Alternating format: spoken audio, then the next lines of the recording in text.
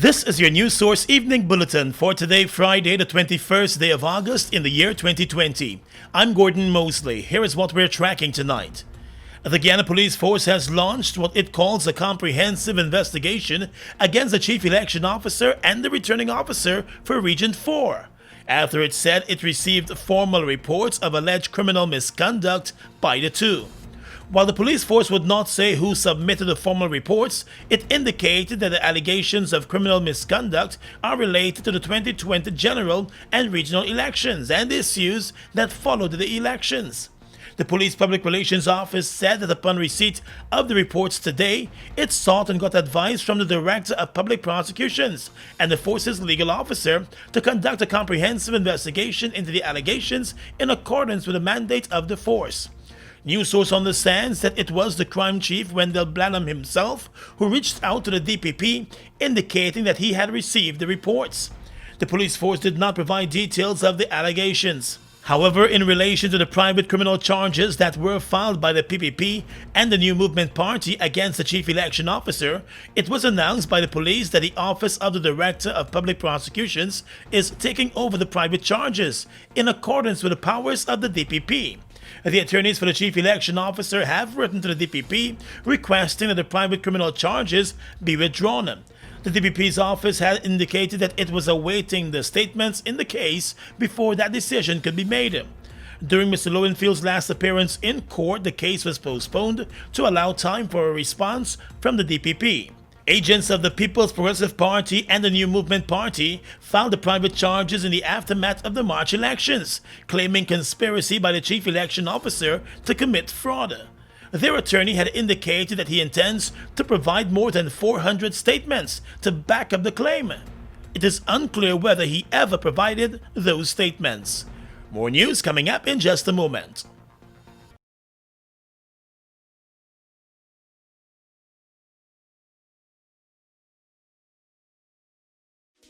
Spend $3,000 in fuel at Falls Gas Station between August 3rd and September 30th and get a chance to win over 100 weekly prizes, or $3,000 in our recently renovated supermarket and you can win weekly prizes and one of 2 great food hampers in our summer promotion. At Falls, we provide a safe environment for you to shop, and you can choose from a wide range of products at unbeatable prices too, along with excellent service, of course. So shop now at Falls and make this a summer to remember.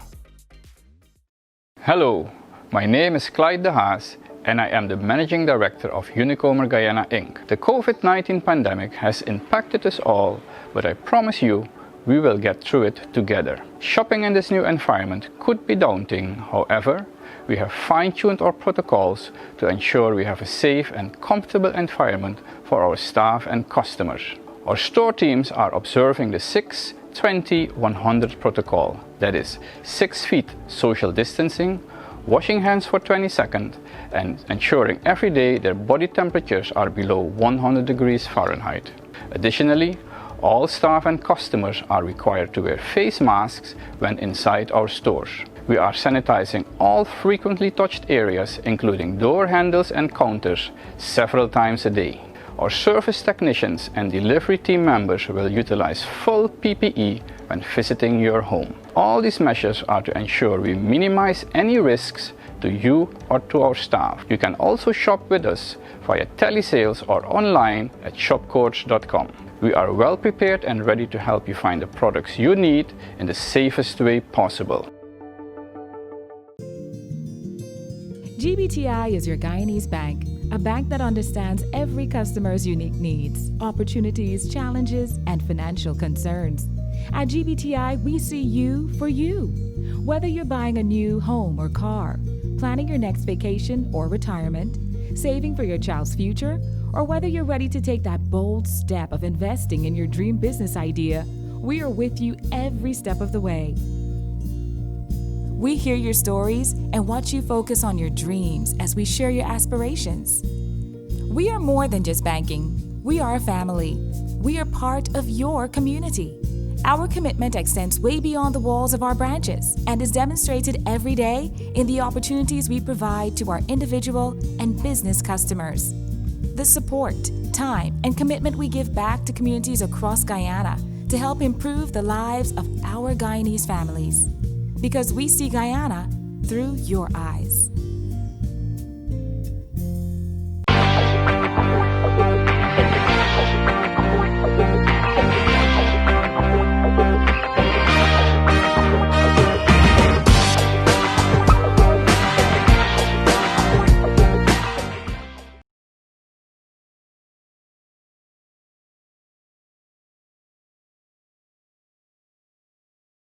New to online learning? You're probably wondering what it's like. Our online platform creates an engaging learning experience. Using any device, you can be a part of amazing class discussions, collaborate with others, and have access to virtual learning software with the help of our experienced tutors. With our multiple payment methods, you will never have to leave home. Find out how tech can allow you to learn anything, anywhere, at any time. Welcome back. The former director of sport, Christopher Jones, was released from police custody this afternoon on $100,000 bail, more than 12 hours after he was arrested on allegations of larceny. The police early this morning, just after midnight, ignored an injunction by the acting Chief Justice, Brassington Reynolds, and broke into Jones's Tugville home to remove barber chairs and an air conditioning unit that they claimed belongs to the state. Jones was arrested following the standoff, which started at around 7 o'clock last night, just after the power supply to his street was disconnected. In an interview this afternoon at his home and with his attorney at his side, Jones said the items that were removed from his home are his property, since he was the beneficiary of a grant for a project under a government program. That project was for the furnishing of a barbering school and barbershop that would have provided jobs for his community. He said all of the legal channels were followed for the grant. Mr. Jones said the entire operation by the police was politically motivated. In that the police were politically directed. Because last evening, a few of the police who came here could not say to us on whose instruction that they're here. And even when contact was made with senior officers, they had no idea in terms of what operation was happening here. And then plus, it's political vindictive and wickedness. The items that were seized by the police remain in the custody of the police force. The only thing illegal was done is the police entering my premises without a warrant, removing my property. That is what illegally was done. The former director of sport expressed disappointment in the manner in which the matter was addressed. He said busloads of police officers descended on his property just after the power supply was cut off, as if he was a wanted man. You had no less than about 47 police officers, some heavily armed. You have about 11 police vehicles. You had barricades that the street were blocked in every direction, that my neighbors could not get out and those who were out could not get in. You would believe that it was a major narcotics discovery that was never unearthed in Guyana's history. Mr. Jones also said he intends to file legal action against the police force for their actions. Well, we would have been instructed by our client, Mr. Christopher Jones, to institute contempt proceedings. In addition to the contempt proceedings that we'll be instituting against the likes of Mr. ASP Singh, and there's also the Corporal Singh, the two powerful persons who are here. His attorney Darren Wade said the police officers were well aware that the acting Chief Justice Brassington Reynolds had granted an injunction against the search. He said the police force's actions were in clear violation of the injunction and was a sign of disrespect for the courts. I said to ASP Singh, sir, there's a court order. You cannot behave in this way. And he said to me to take it to the court. They disrespected the court order. You know, I feel very hurt how they treated the judge last night. I must say, I've never seen a judge being treated this way before. Wade, who is also a member of the APNU-AFC coalition, said the operation by the police was a clear sign of things to come under the new government, which he described as illegal and fraudulent. The attorney also said the Guyana Police Force needs to remember that it is a professional body and should operate professionally at all times. Leader of the People's National Congress and chairman of the APNU, former President David Granger, has accused the governing People's Progressive Party of political harassment over the arrest last evening of former Director of Sport Christopher Jones. In a statement today, Mr. Granger condemned what he called the unwarranted and unlawful deprivation of the rights and freedom of Jones. He said that PPP must bring an immediate end to its season of politically inspired harassment. Mr. Granger said the actions of ranks of the Guyana police force who blatantly disregarded an order of the court and unlawfully entered the premises of Christopher Jones, arrested him, and illegally seized personal property must be stoutly condemned and immediately investigated. The PNCR, he said, will not allow that type of harassment of former public servants or any citizen by agents of the state to stand.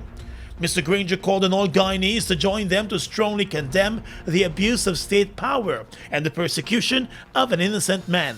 The People's National Congress Reform says it wants an immediate cessation of harassment and politically inspired witch hunting of current and former public servants.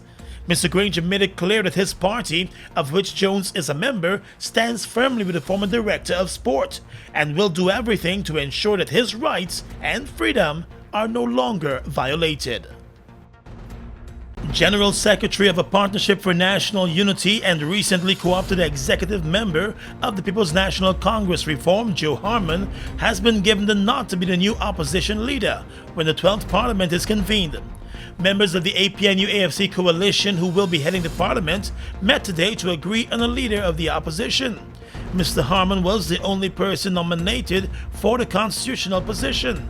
He will be formally named the leader of the opposition when the National Assembly is convened. The APNU-AFC submitted its list for the National Assembly earlier this week, and that list has been accepted by the Guyana Elections Commission.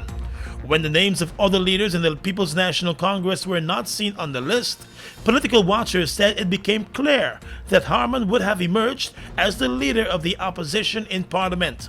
Some members of the PNC are still upset that the party's chairman, Walter Lawrence, who had defeated Harmon for that post, was not included in the parliamentary list.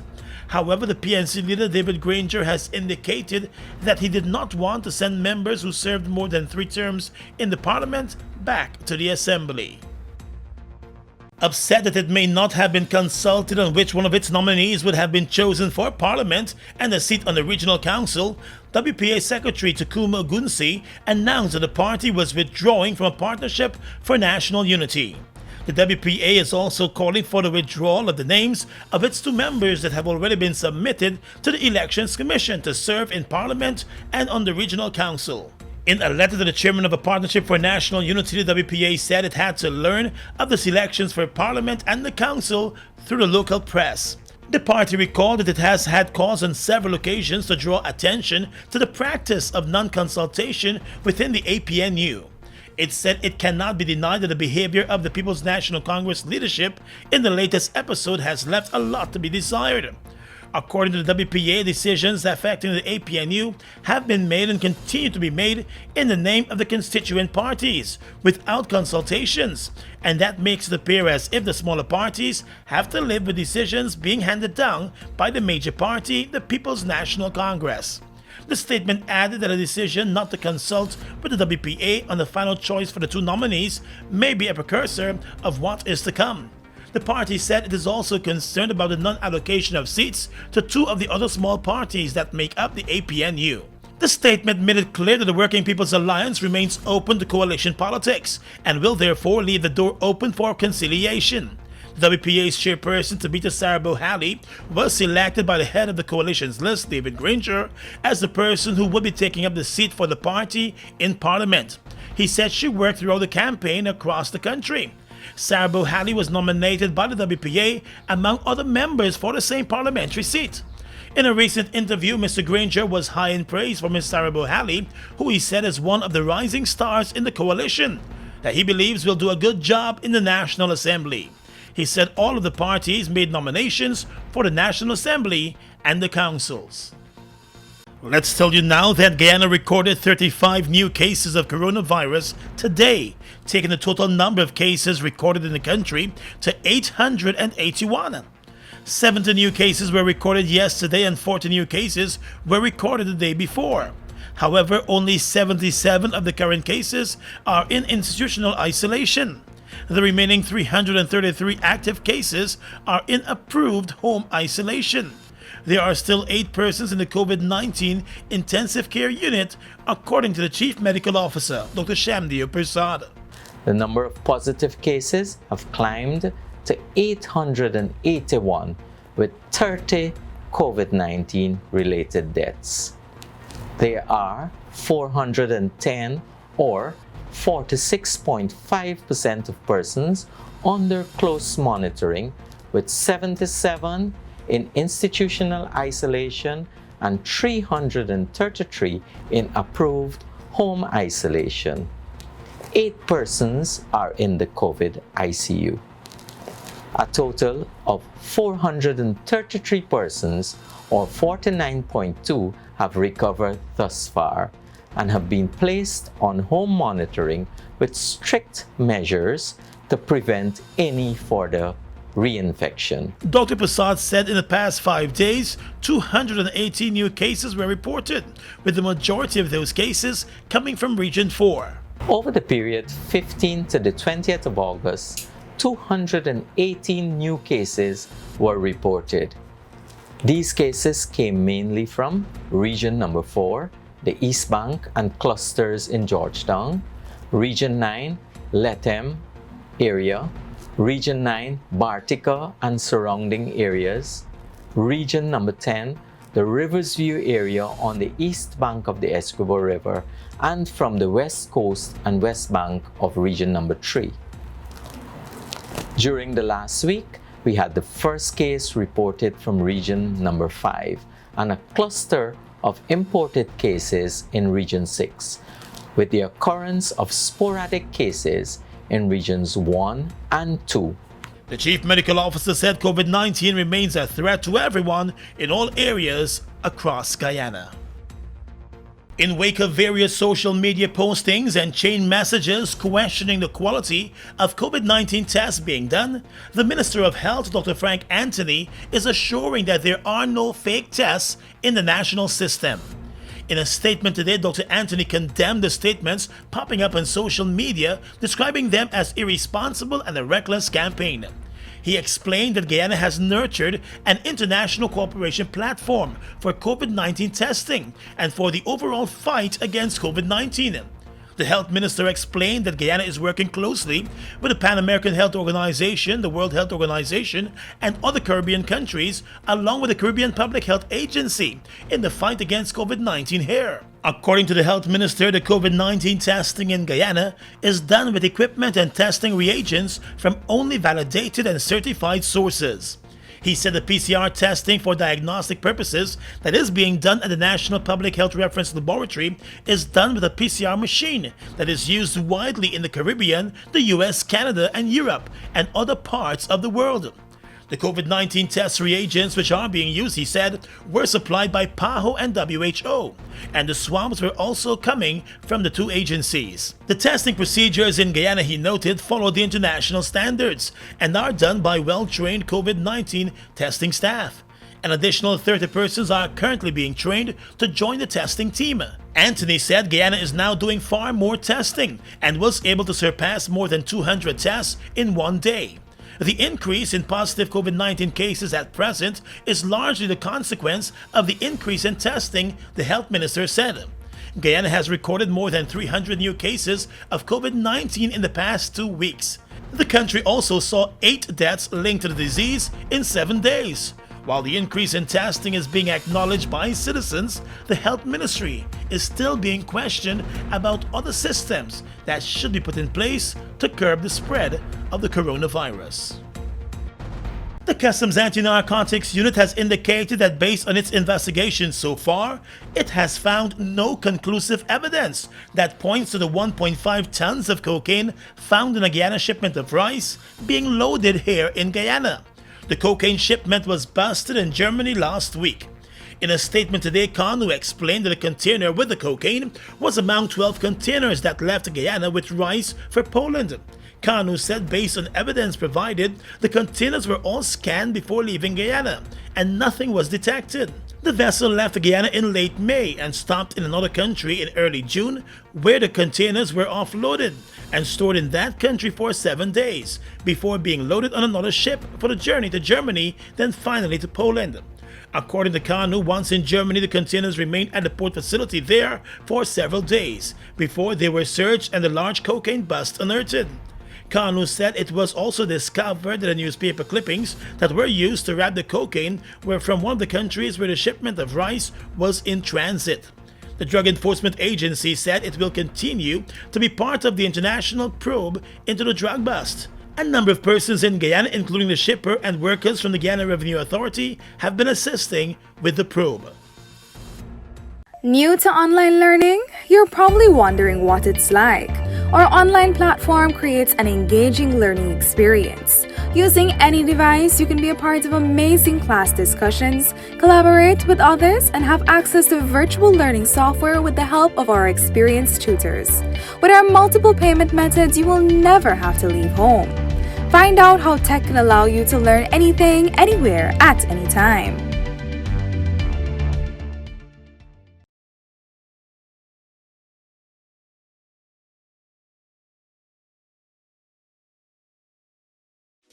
Spend $3,000 in fuel at Falls Gas Station between August 3rd and September 30th and get a chance to win over 100 weekly prizes, or $3,000 in our recently renovated supermarket and you can win weekly prizes and one of 2 great food hampers in our summer promotion.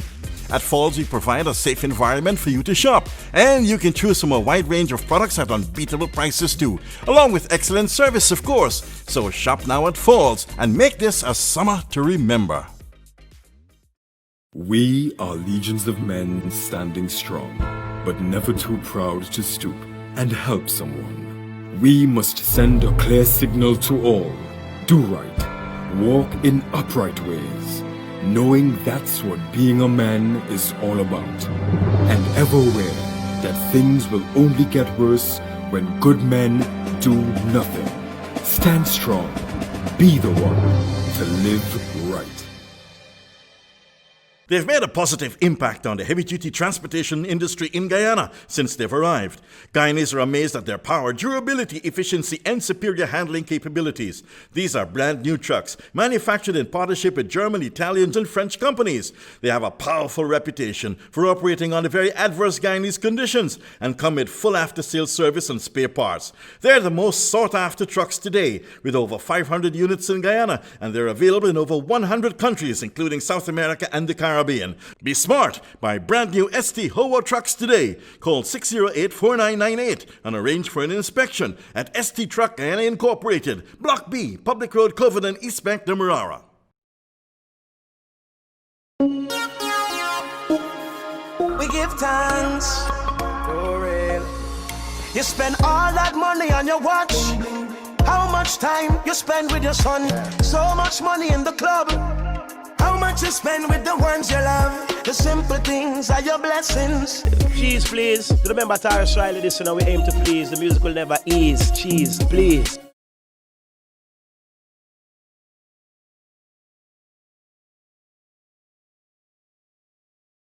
Across the region right now, the Premier in Bermuda, David Burt, has named October 1 as the date for fresh elections on the British Overseas Territory, nearly 2 years ahead of the constitutional deadline.